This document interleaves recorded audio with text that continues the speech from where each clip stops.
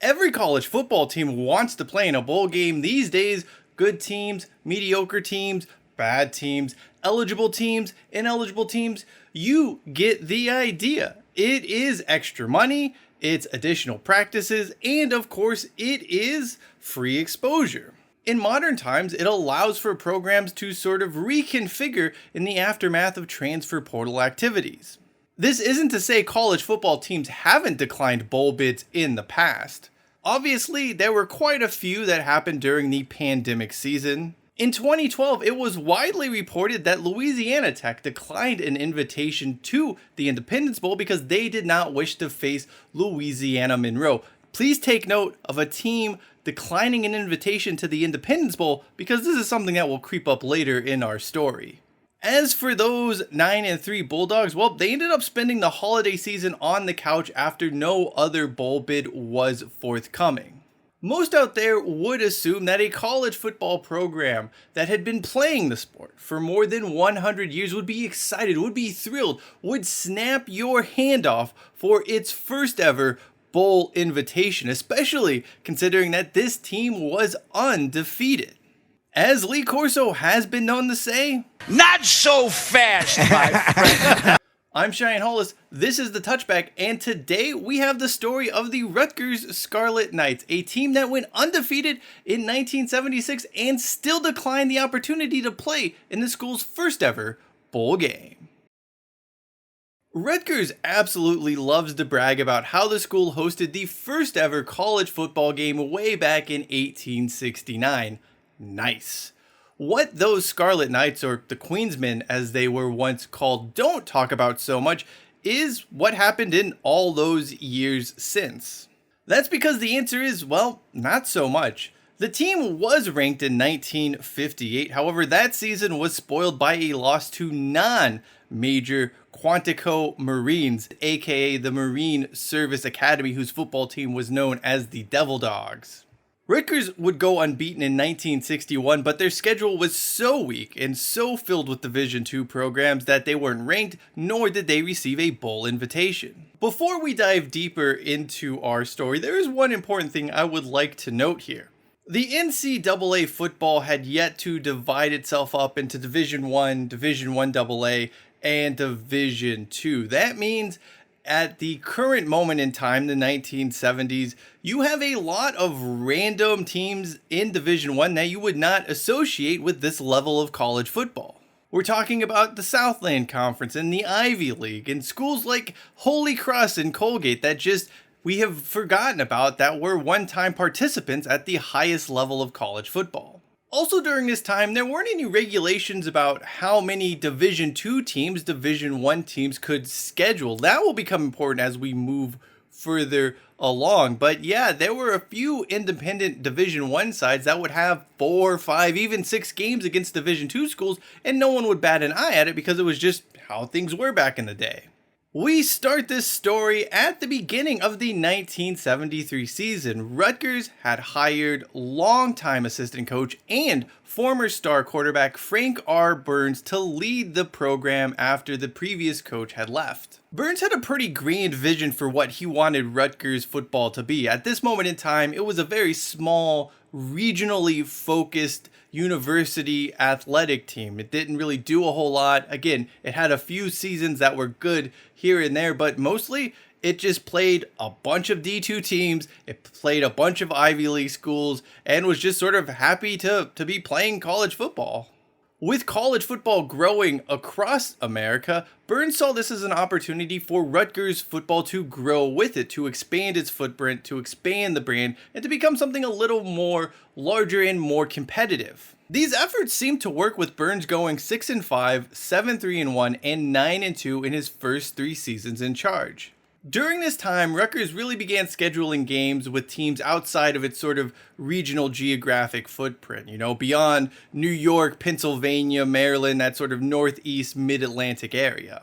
Despite these winning records, it was always hard to get a read on just how good Rutgers was because they were always scheduling an absurd amount of D2 schools. I mean, there were 4 or 5 games a season against non-major programs. Now, sure, the gap between Division 1 and Division 2 probably wasn't as great back then as it was today, but it still was not a good look for the program. Where a school stands when they're playing other teams that aren't part of that Division 1 structure.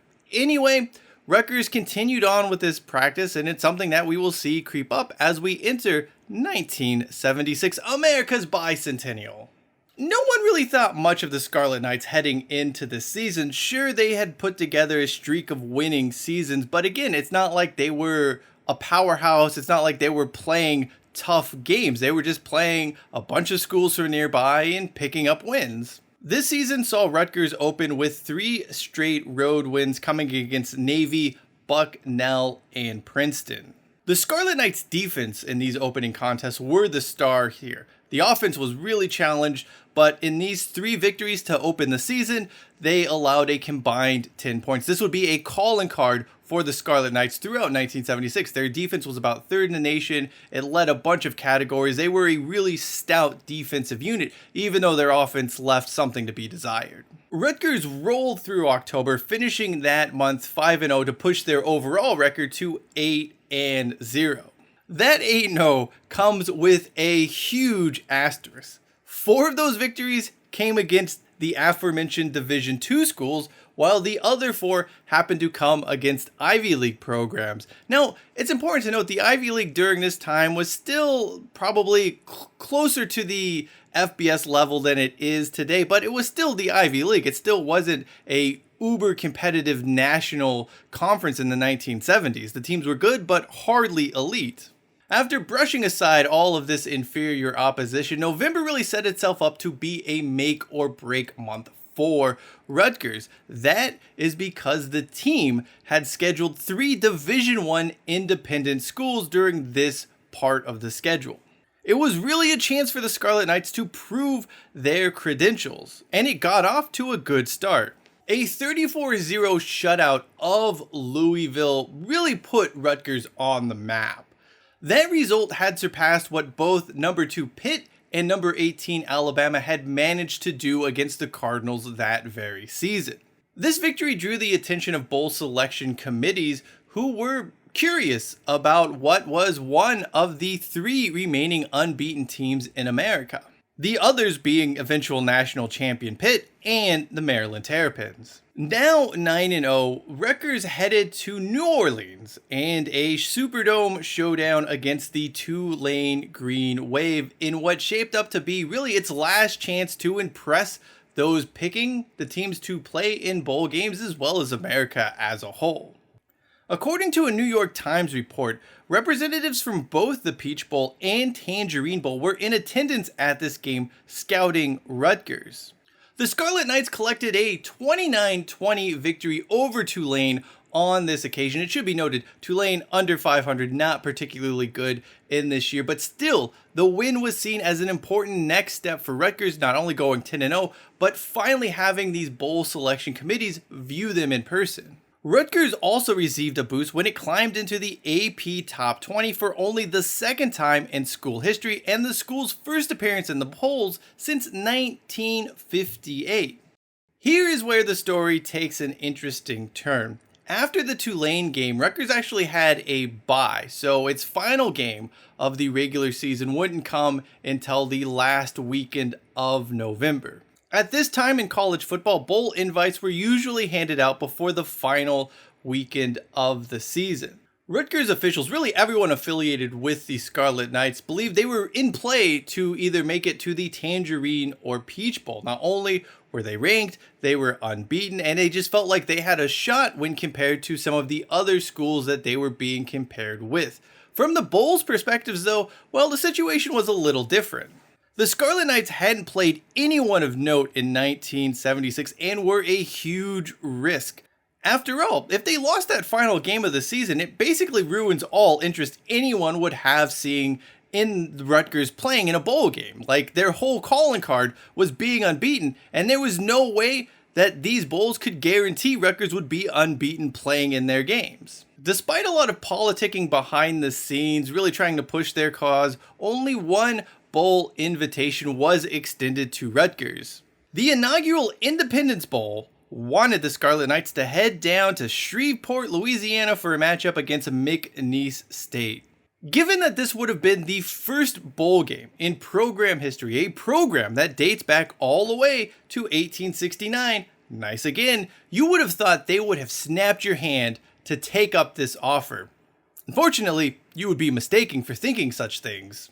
On the contrary, no one at Rutgers wanted anything to do with the Independence Bowl. School officials did not like the fact that there was no guaranteed money or exposure by playing in the Independence Bowl. Meanwhile, the coaching staff didn't think the new bowl game had the pomp and circumstance required to make the trip worthwhile.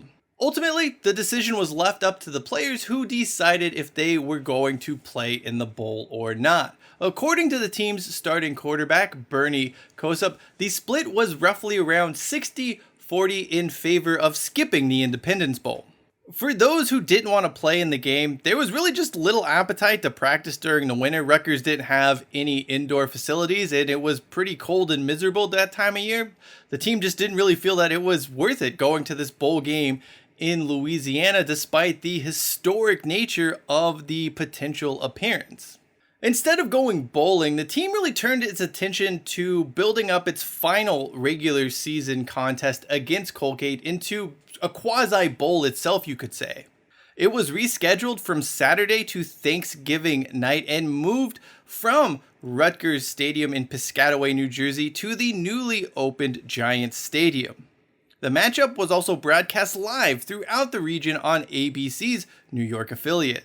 Rutgers would win the game against well-known college football powerhouse Colgate, thanks in large part due to a phantom clipping call. Honestly, the victory was celebrated as if the team had won a bowl game, despite the fact this was just a regular season college football game. You can sort of see this effort and this belief in the stature of finishing unbeaten, going 11-0 that year, by the reality that New Jersey Governor Brendan Byrne even declared November 26 to be Hooray for Rutgers Day. While it did not play in the Independence Bowl or any bowl game in 1976, Rutgers still finished that year ranked 17th nationally, and it was the highest ranked team to not play in the postseason that year.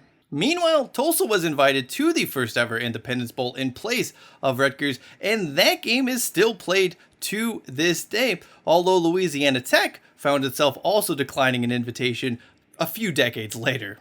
As for those bowls that did snub Rutgers, the Peach Bowl opted for 19th ranked North Carolina and Kentucky, with the Wildcats winning that contest 21-0. The Tangerine Bowl preferred BYU and its high-flying offense over the Scarlet Knights, although they ended up getting boat raced by Oklahoma State that season. As for Rutgers, they would finally make it to their first ever bowl game 2 seasons later, when they played in the inaugural Garden State Bowl, which was kind of set up for them in the first place, but that's not here nor there. It would then take another 27 years for the Scarlet Knights to make a second bowl appearance, one step at a time, I suppose. All things considered, it's easy to understand why Rutgers did decline the invitation to the Independence Bowl. And if we're being totally honest, it's also easy to see why players, coaches, and school officials felt as if they got the short end of the stick. On the other hand, this was a side that had 4 wins against Division II opponents and had no real track record to speak of against high-level oppositions, apart from a trio of victories against not particularly good independent teams. Besides, Rutgers' only claim to fame in 1976 was being unbeaten, and that's something they couldn't guarantee heading into the bowl. It is very possible they lost to Colgate in that final regular season game and would have just simply been a not particularly good one last team playing in a bowl. There isn't anyone to blame, no one's at fault, no one got screwed. This is just the curious case of how Rutgers went unbeaten and still declined to play in the school's first ever bowl appearance. Want to know more about college football bowl season? Well, you can check out the video in the upper right-hand corner of your screen to learn more about defunct college football bowl games, or the video on the lower corner of your screen for just my thoughts on why we should all love college football bowl season in modern times. Thank you so much for watching. I'm Cheyenne Hollis. This is The Touchback, and as always, hashtag take it out to the 25.